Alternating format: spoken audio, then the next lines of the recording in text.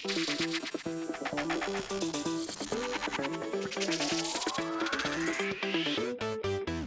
2023 NFL Draft is finally over, so it's time to give you guys my grades for Ryan Poles in the draft this year. What's going on, guys? I'm back with another Chicago Bears offseason discussion video, which I'll be doing, many times in the next few weeks and months as we wait until the training camp starts, which training camp starts at the end of July. So we got about 2.5 months of not much Bears news, but I'm sure other stuff is still going to happen. Like, obviously, OTAs are going to happen. Rookie OTAs, rookie minicamp is actually starting this week. At the end of this week, I believe Friday. So I might have some videos out on that, just like general discussion topics too. So subscribe to my channel if you guys want my videos regarding those topics. But today I'll be giving you guys draft grades for Ryan Poles in the draft this year. Now, in my opinion, draft grades before the players actually start playing are extremely stupid, because how can you possibly guess how these players are going to do? How can you possibly grade the picks without seeing them actually play on the football field for the Chicago Bears? So I really think it is kind of dumb, but I do it every single year. Every other channel does it too. Every other media,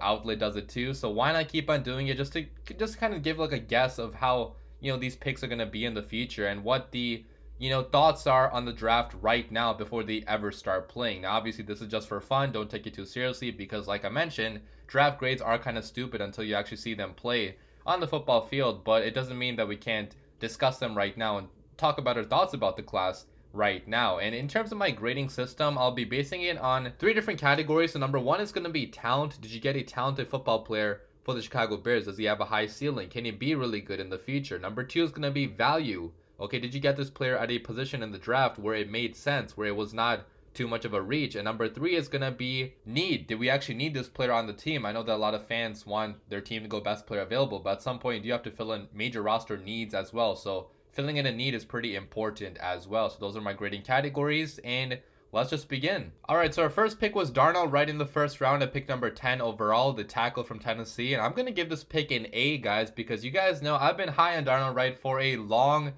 time. I was super excited when we made this pick, even though I know a lot of Bears fans were pretty upset that we passed on Jalen Carter, because right tackle was such a glaring major position of need for the Chicago Bears. We needed good pass protection up front on the right side, because the last few years, that's been a major question mark.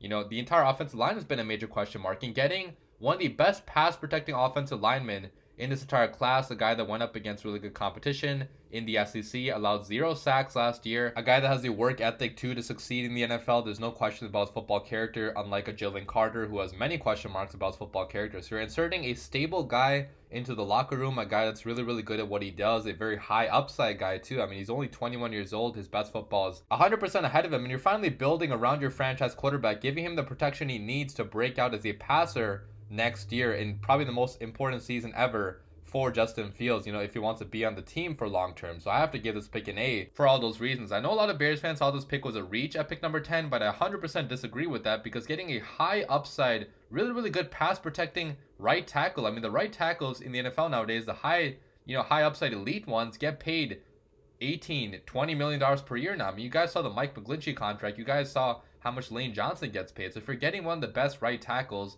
in the NFL, which this guy could be, I really think that is worthy of a number 10 overall selection with how good he was in college football. Next pick, number 53 overall in round 2, we selected Gervon Dexter Sr., defensive tackle out of Florida. And I'm going to give this pick a solid B, and that's because I do think he has a lot of high upside. Okay, he could actually be a really good football player for the Chicago Bears, because he does have the athletic traits and the tools to really be good for the Chicago Bears at a major position of need for us too. We needed a monster on the inside, a 3 technique or a 1 technique, which this guy could play either spot. But the reason why I have the grade a little bit lower is because it is somewhat of a projection, okay? Because this guy did not produce a lot in college football, and it's a guy that, maybe would have been available a little bit later in the draft, at least according to the value charts that I saw. So maybe like a slight reach. It's not so horrible of a reach though, where you're going to give this pick an F or a D, right? Because he was going in like rounds 3 or the beginning of round 4 in most mock drafts. So end of round 2 is kind of early in terms of value, but we did have a big need at defensive tackle at 1 technique and a 3 technique, and getting a high upside guy that fits a system that, if coached up properly and if he can use these tools properly, it could turn into, a really good pick down the road for the Bears. So I can't hate on this pick too much, adding beef on the interior of the defensive line for the Bears. Number 56 overall in the second round, we selected Tyreek Stevenson, cornerback out of Miami. And I'm going to give this pick an A- because he has a lot of high upside like all the other picks that we have made so far. Okay, a very athletic guy that tested really well at the combine, a guy that, has the length and the tools to be an outside cornerback in this system. For Matt Eberflus, he's physical, he's scrappy, he's a hard worker, he's a tough-nosed guy that you just love to have on this defense, for a defense that obviously ranked 32nd in the NFL last year in terms of points allowed per game. So adding more talent to the secondary, I'm never going to complain about that, because you can never have enough talent in the secondary with how good, receivers are in the NFL nowadays. I mean, you need multiple guys that can play, that can cover, that can fill in if need be. And now the Bears have a very exciting secondary with Eddie Jackson, with Jaquan Brisker, with Kyler Gordon, Jalen Johnson, Tyreek Stevenson now. I mean, this unit could be top 5 in the NFL if these guys can all put it all together and be as good as they actually are, on paper, right? On, talent-wise. So coaching is going to go into this. Hopefully the coaches can get the best out of these guys, but this could be a really talented secondary now with the addition of Tyreek Stevenson. Going to a round 3 pick then, number 64 overall, we selected Zach Pickens, defensive tackle out of South Carolina, and I'm going to give this pick a B, kind of like the Javon Dexter pick. It's very similar to that pick in that we selected an interior defensive lineman that did not produce that much in college football, but that has just insane upside because of the athletic traits that he has, the testing that he had at the combine, the tools that he has to his disposal. So with proper coaching, this could turn into a really good pick, just like Javon Dexter. But another guy that maybe from a value perspective, not a slam dunk, but you're not going to care about that if he does turn into the 3 technique of the future for you, which he could be, right? He is super explosive. He has all the traits. Again, it just comes down to if he can put it all together. So a lot of projection being involved here, but it could turn into a good pick because it is a high upside guy at a position of need for the Chicago Bears. Round 4, number 115 overall, we traded back with the Saints to select Roschon Johnson, running back out of Texas. And I'm going to give this pick a solid A. Okay, I really do love this pick because we did need a running back, another running back, because behind Khalil Herbert, behind Deontay Foreman, we didn't really have a long-term guy that could be here, for many years to come. I know that Herbert obviously is young, but Herbert is not a good pass catcher. He's not a good pass blocker. So we did not really have a complete all-around back like a Roschon Johnson is. And the value in the 4th round is just incredible. I mean, this guy could have gone much higher than round 4 if he was not playing behind Bijan Robinson, the best running back in the country over the past 3-4 years. So a very good fit as well in the zone blocking scheme the Bears run. He has the patience, the agility, the lateral quickness, and the short area burst to succeed behind this type of scheme. So very good scheme fit, very good player overall, very well-rounded player. I think he could be the Bears RB1 honestly by week 4, week 5, which I know is being pretty optimistic, but he has what it takes to be the running back number 1 with how talented he was in college football. So really good pick by Ryan Poles in round 4. Round 4, number 133 overall, we selected Tyler Scott, wide receiver out of Cincinnati, and I'm going to give this pick an A+. Okay, my best grade of the draft so far, because this is the best value pick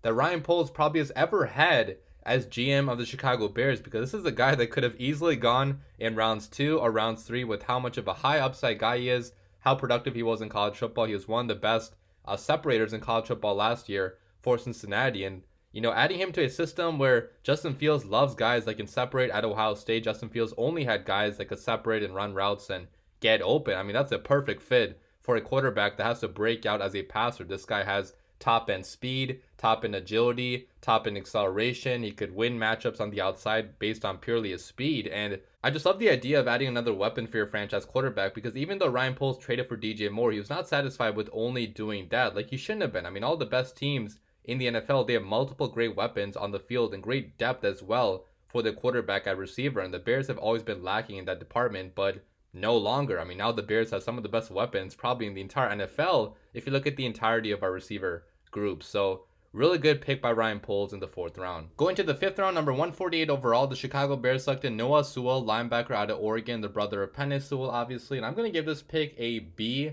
Because obviously linebacker was not a big need. So from a need perspective, it's not filling in a big need, and a guy that probably is not going to see the field unless injuries happen. But from a value perspective, this guy was projected to go, earlier by a lot of sites, and a guy that is super talented. I mean, this guy is, again, a fantastic athlete like every other player in this class, a guy that before last year was viewed as being a potential 1st round pick in the draft this year. Now, he had a down year last year. He did not play nearly as well last year as he did earlier on in his career at Oregon, which is why he slid in the draft. But he still has the high upside traits, the high upside tools, and he's not going to be playing for the Bears right now, but if he can get back to the same level he was playing at earlier on in his career at Oregon, which he has time now because he does not have to start right away, this could turn into fantastic long-term play, long-term pick for the Chicago Bears. Staying in round 5, number 165 overall, we drafted Terrell Smith, cornerback out of Minnesota, and I'm going to give this pick a B+ because from a value perspective, it is a pretty good value pick. This is a guy that was going earlier in most mock drafts, and it's a physical,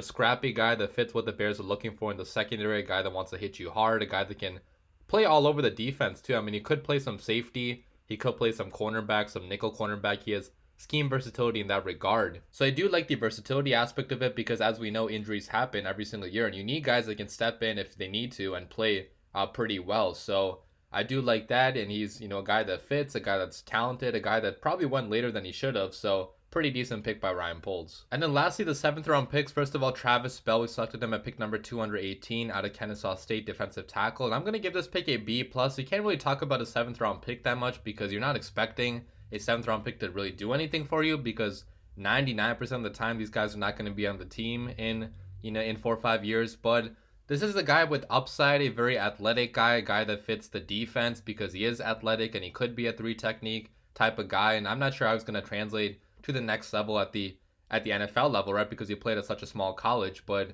at least you can say it does make sense to add more talent to our defensive line that was so bad last year. And then finally going to the last pick number 258 in the 7th round, Kendall Williamson, safety out of Stanford. I'm also going to give this pick a B+. I know it's kind of boring, but again, I can't talk too much about a 7th round pick. I mean, if he does contribute on special teams, that would be awesome. He's pretty athletic, he's physical, he's scrappy, just like all the other defensive backs that we drafted. And it does make sense to add another backup safety because DeAndre Houston-Carson, I don't think he's coming back this year because we haven't, re-signed him yet. So pretty okay use of a 7th round pick. So there you have it, guys. Those are all my grades for the draft class this year. Now coming up with a total final composite grade for the class this year, I'm going to give Ryan Poles an A- for the 2023 NFL draft as of now. Now obviously, it's stupid doing this right now because these players could turn into really good players or really bad players. We don't know until they actually play on the football field. But at least as of now, I was really happy with the haul that we did end up getting. We filled in multiple areas of need on the roster. We got a starting right tackle. We got interior defensive line help. We got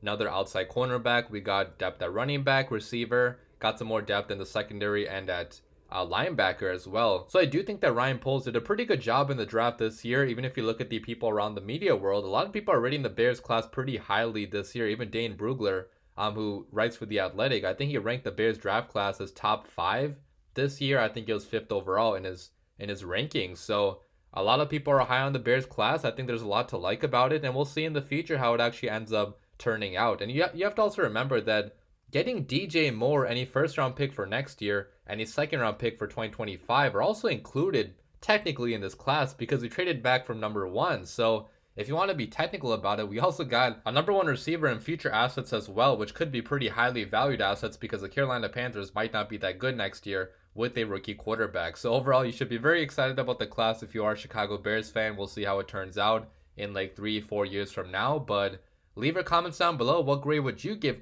Ryan Poles for the draft this year? I'll be excited to read your comments, but as always, guys, bear down.